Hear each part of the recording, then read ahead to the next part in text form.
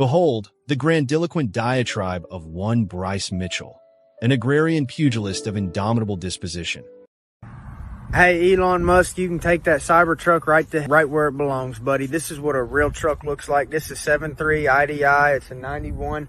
Let me show you something that this is going to do that your Cybertruck is never going to do. Elon Musk, you can kiss my ass, buddy. You see that? 670,000 miles. You see that?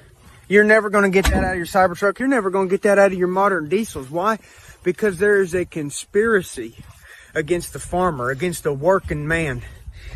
And these politicians are so out of touch with reality, they don't even know what's going on. These politicians can't spell DEF fluid, let alone do they know what the heck it is. And I'm telling you right now, they're making our trucks, as the years go by, they're making them more expensive. They're making them rely on Chinese electronics, and they're making them break. You know, I paid $3,000 for this truck. $3,000, guys. Starts up every time, goes anywhere I need it to go. Now, it's built in 91. You're telling me that 30-something years later, we can't build a truck that lasts half as long as this? Guys, everything is going backwards. I'm telling you, we used to have it good as a country. And now, people can't afford a $100,000 truck, okay? Most people can. I can't. So I'm driving this, and guess what? I like it better than them $100,000 trucks. And there will be a time, you mark my words, there will be a time where we resort back to these style of trucks out of necessity. We won't have an option because people can't afford a $100,000 truck that breaks down after 200,000 miles. This is what a real man's truck looks like. Like I said, Cybertrucks, y'all are all a bunch of, that's a real truck right there for real men. And all you politicians, it's a shame what you've done to this country. It's a shame what you've done to our tractors, our trucks. They all suck. And I wish our tractors would go back to how they was in the 60s. I wish our trucks would go back to how they was in the 60s. And like I said, I have hope that one day they will out of necessity. The people are going to rise up and we're going to get our freedom back, baby. I love you guys. God bless you guys. And the politicians in this country, you all, every single one of you. Who hath ascended from the pastoral bosom of Arkansas to launch a fulminous philippic against the technocratic colossus Elon Musk and his cybernetic chariot of purported modernity, the Cybertruck. What unfolds herein is no mere oratory of banal protestation, but a veritable tempest of agrarian indignation, an esoteric Jeremiah bedecked with the opulent lexicon of the ancients and the fervid declamation of a latter-day Diogenes wielding a diesel-dripping lantern against the encroaching shadows of transhumanistic megalomania. In the amphitheater of public discourse, where digital sycophants genuflect before the neon idol of Muskian futurism, Mitchell emerges as an unbowed Spartan, standing athwart the inexorable tide of mechanized obsolescence, bellowing forth the lamentations of the proletarian petrolhead. Lo, he brandishes his venerable steed of yesteryear, a Ford 7.3, the adamantine relic of an epoch before the subterfuge of planned obsolescence had metastasized through the vehicular corpus like a malignant phlogiston. The Cybertruck, that chrome-plated chariot of the cyborgocracy, is herein castigated with vitriolic rigor as a travesty against vehicular rectitude. With its angular silhouette, a grotesque perversion of aerodynamics, it is an effigy to an age of aesthetic decrepitude, an atavistic regression masquerading as innovation. What Musk proffers is no triumph of engineering, but a feckless bauble of Silicon Valley hubris, a charade of mechanized progress, gilded in the insidious imprimatur of globalist technodystopia. Mitchell, in his agrarian sagacity, discerns the nefarious subtext, an agenda whereby the authentic vehicular workhorses of your are supplanted by ephemeral contrivances bedeviled with microchip dependencies and algorithmic despotism. He declaims, with evangelical fervor, against the encroaching economic subjugation of the toiling yeomanry by the machinations of oligarchic technocrats.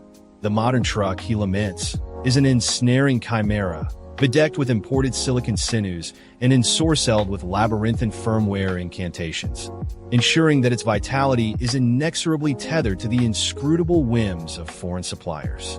This is no advancement. This is shackled servitude, a Faustian abrogation of vehicular self-sufficiency in exchange for the illusory comforts of digital convenience. Behold the incontrovertible testament of the 7.3. With 670,000 miles upon its odometer, it stands as a bastion of mechanical perseverance, an immutable monument to the veracity of analog craftsmanship. It is a diesel-driven monolith of agrarian resistance, an existential affront to the ephemeral nature of Muskian marvels, which, for all their vaunted sophistication, shall crumble to irreparable desuetude ere they ever glimpse such mileage. The Cybertruck, ensconced within its cloistered circuitry, shall perish not from the ravages of rust or toil, but from the capricious obsolescence of its own ephemeral internals. And thus, Mitchell excoriates the political mandarins who, ensnared in the bewitching thrall of corporate avarice, orchestrate the systemic evisceration of the workmen's chariots. These legislators, these deracinated aristocrats of bureaucratic detachment, cannot but feign comprehension of the tools they condemn. They are the high priests of entropy, zealots in the church of dissolution, forging regulatory shackles upon the very engines that built the foundations of industry. They, who cannot decipher the rudimentary lexicon of diesel vitality, have decreed that the proletariat shall not possess vehicles of enduring tenacity, but shall instead be yoked to the ephemeral playthings of Muskian artifice, eternally reliant on the technocratic altar for the sustenance of their mechanized appendages. A specter looms upon the horizon, a future wherein the very essence of vehicular autonomy is obfuscated beneath layers of digitized servitude.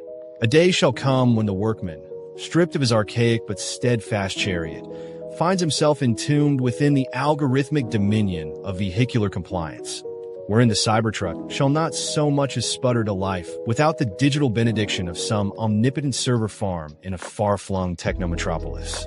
That, dear interlocutors, is the fulcrum upon which Mitchell casts his imprecations, his auguries of industrial Armageddon. He heralds a prophesied renaissance, wherein the pendulum of vehicular fidelity shall swing inexorably backward, reasserting the dominion of tangible engineering over the evanescent allure of digitized contrivance. The workman, he foresees, shall not bow in perpetuity before the specter of Muskian idolatry. Nay, he shall reforge his own destiny, wrenching from the ashes of modern degeneracy a resurrection of mechanical sovereignty. The trucks of antiquity, the analog colossi of yesteryear, shall rise from their scrapyard sepulchres to reclaim their rightful dominion upon the highways of an emancipated republic. Thus, in this grandiloquent harangue, Mitchell assumes the mantle of an agrarian prophet, a harbinger of diesel-purified eschatology. The Cybertruck, he proclaims, is an effete simulacrum of mechanized virility, a gaudy obelisk to the technocratic vanity that seeks to supplant the marrow of industry with the ephemeral phantasmagoria of digital whimsy. Against this tide of modernist dissolution, he plants his banner upon the firmament of the past, heralding a resurgent epoch of vehicular incorruptibility. And so, the immutable decree resounds across the land. Elon Musk, take thy Cybertruck and consign it to the abyssal nadir whence it sprang, for the diesel chariots of your yet endure, impervious to the folly of thy silicon-laden chimeras. Sic semper tyrannis to the hegemony of programmed obsolescence.